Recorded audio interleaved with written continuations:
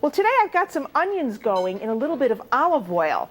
And I want the onions to really cook down, almost until they're nice and brown and glazy looking, just like you see them here. Now I'm going to raise the heat on this because I want to flavor these with a little bit of red wine vinegar.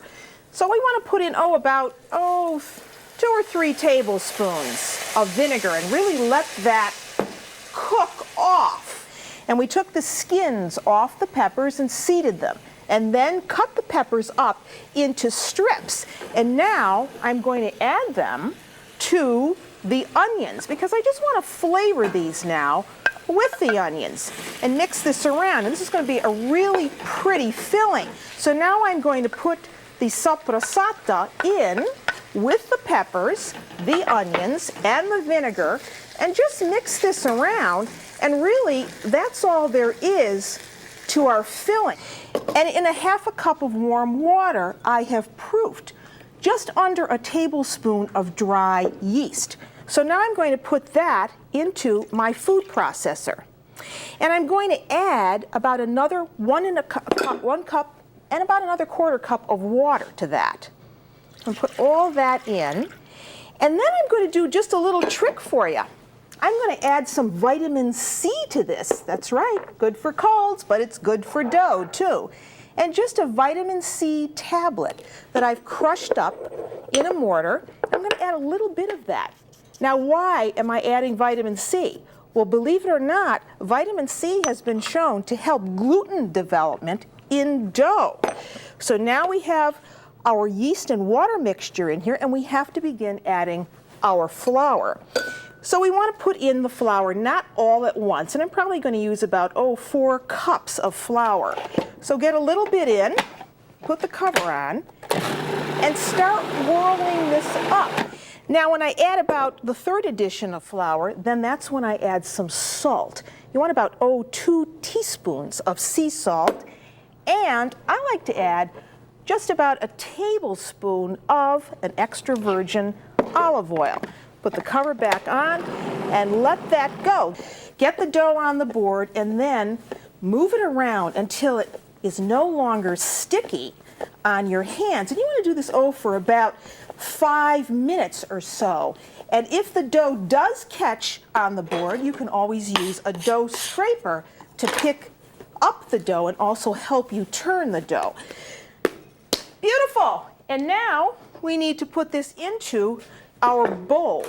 So you want to put a little bit of olive oil or an olive oil spray into the base of a large bowl because we need now to let this rise for about an hour or until it's double in size. Take it out and give this a little bit of flour right here.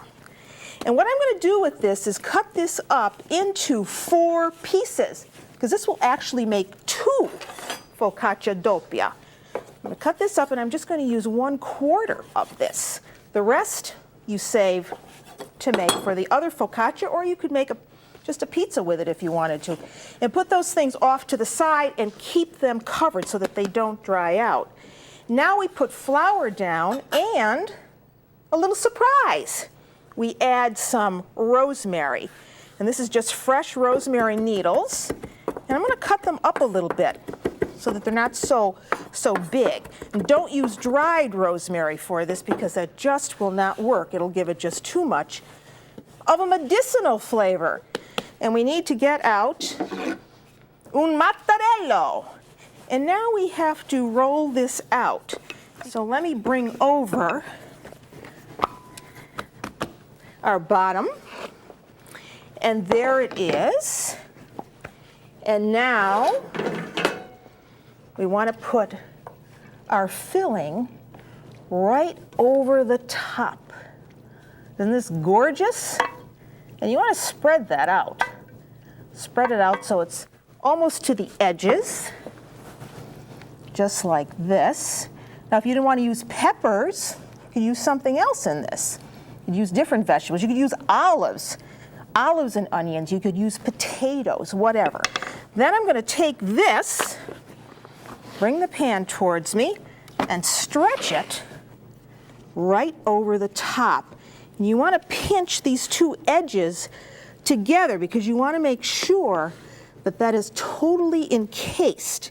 Take a little bit of extra virgin olive oil and go all over the top. This is just such a beautiful country looking thing.